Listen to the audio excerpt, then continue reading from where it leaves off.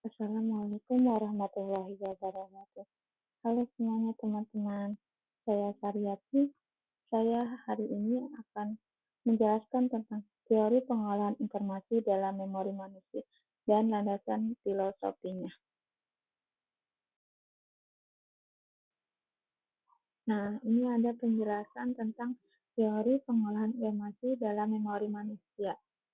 Nah, teori pengolahan informasi menjelaskan bagaimana manusia memperoleh, memproses, menyimpan, dan mengambil kembali informasi dalam memori teori ini.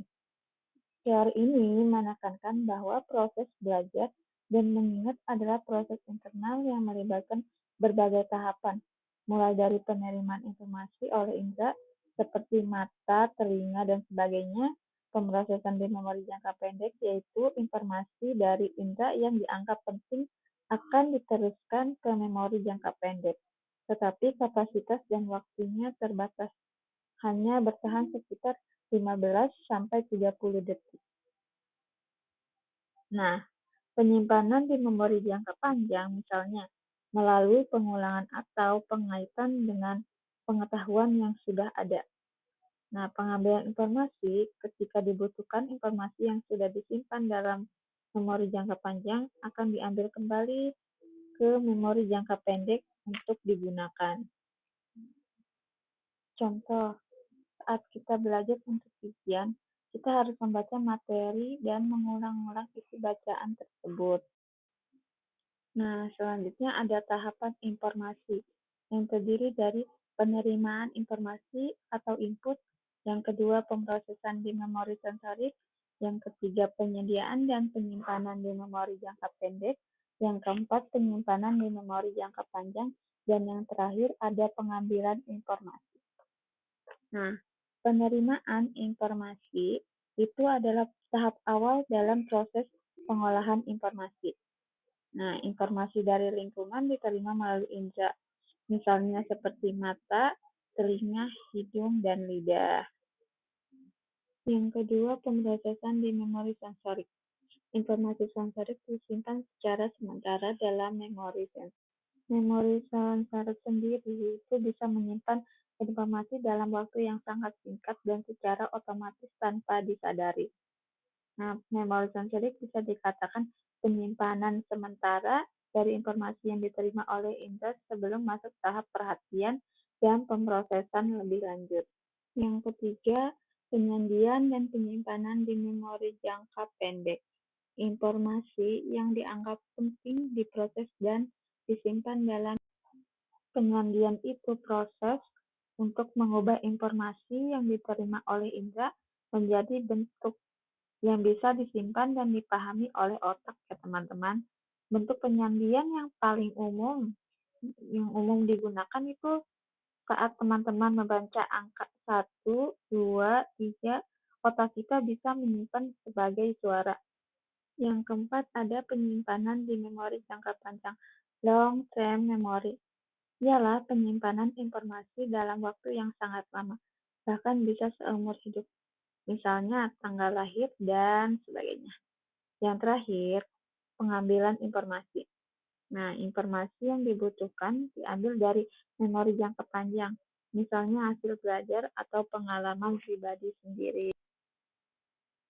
Nah, selanjutnya ada komponen utama memori, yang terdiri dari memori sensorik, yang kedua ada memori jangka pendek, dan yang terakhir ada memori jangka panjang. Nah, memori sensorik itu tadi sudah dijelaskan ya teman-teman, bahwa memori sensorik itu bersifat sementara. Contohnya saat kita melihat kilatan petir, gambar itu terlihat di mata selama sekian detik. Nah, terus ada memori jangka pendek, short term memory, yaitu menyimpan informasi secara sementara untuk waktu yang sangat singkat, misalnya ketika mengingat nomor telepon dan sebagainya. Dan yang terakhir memori jangka panjang yaitu menyimpan informasi untuk waktu yang sangat lama, misalnya ketika kita mengingat nama-nama teman kita atau peristiwa yang penting dalam hidup kita. Nah, selanjutnya ada memori jangka panjang yang terbagi terdiri dari memori deklaratif, memori non-deklaratif, dan kapasitas durasi. Nah, memori deklaratif yaitu menyimpan fakta dan peristiwa seperti ingatan eksplisit. Nah, contohnya kamu bisa mengatakan bahwa Jakarta adalah ibu kota Indonesia. Nah, selanjutnya ada memori non-deklaratif, yaitu mencakup keterampilan prosedural dan priming yang tidak sadar. Contohnya, bisa naik sepeda tanpa harus mengingat langkah-langkah satu persatu. Nah, yang terakhir, kapasitas dan durasi. Memori jangka panjang memiliki kapasitas tak terbatas dan bertahan. Nah, durasi memori jangka panjang itu sangat lama dan bisa bertahan berhari-hari hingga seumur hidup, tergantung makna dan seberapa sering diingat. Nah, selanjutnya ada proses encoding, memasukkan informasi ke memori. Yang pertama, peran atensi. Nah, konsentrasi meningkatkan kualitas encoding informasi ke memori. Nah, peran atensi itu bisa menyaring informasi dari lingkungan. Otak kita dapat menerima rangsangan setiap detik, suara, gambar, bau, dan sentuhan. Contohnya, ketika kita duduk di kelas, banyak suara di sekitar, tetapi kita hanya fokus pada suara guru. Nah, itu memperkuat ingatan. Semakin besar perhatian yang kita berikan, maka semakin kuat informasi tersebut tersimpan. Contoh saat kita benar-benar fokus belajar untuk ujian. Yang kedua ada elaborasi dan mnemonik, yaitu menghubungkan informasi baru dengan pengetahuan lama dan memperkuat memori. Elaborasi sendiri adalah strategi mengingat dengan menambahkan makna, detail, atau hubungan baru terhadap informasi yang sedang dipelajari. Nah, tujuannya yaitu untuk membuat informasi lebih bermakna. Contohnya, saat kita belajar fotosintesis, kita bisa menghubungkannya dengan pengalaman melihat tumbuhan yang butuh cahaya matahari. Nah, sedangkan mnemonik adalah teknik menghafal dengan cara mengubah informasi menjadi bentuk yang lebih mudah diingat, seperti singkatan, akronim, cerita, atau rima. Nah, tujuannya itu untuk mempermudah penghafalan informasi yang sulit, untuk menggunakan kreativitas untuk membantu memori. Nah, contoh mnemonik yaitu Negiku Hibiniu untuk warna pelangi, merah hingga kuning, hijau, biru, nila, dan ungu. Selanjutnya ada tingkat pemrosesan, yaitu pengolahan dalam lebih efektif daripada dangkal untuk mengingat jangka panjang. Nah, selanjutnya ada landasan filosofis. Nah, teori pengolahan informasi berakar pada paradigma kognitivisme yang dipengaruhi oleh filsafat berikut. Yang pertama, empirisme. John Locke, David Hume. Pengetahuan berasal dari pengalaman indera yang diolah menjadi representasi mental. Memori dipandang sebagai hasil akumulasi dan pengolahan data sensori. Nah, apa yang diolah menjadi representasi mental? Yaitu berupa rangsangan visual, auditor, sentuhan, dan sebagainya, yang kemudian akan diproses dan diubah menjadi bentuk mental yang dapat disimpan dan dimaknai oleh otak. Rasionalisme. Rene Descartes, Immanuel Kant menekankan peran struktur kognitif bawaan dalam mengorganisasi informasi. Nah, skema dan kategori mental dianggap sebagai kerangka bawaan yang membentuk memori.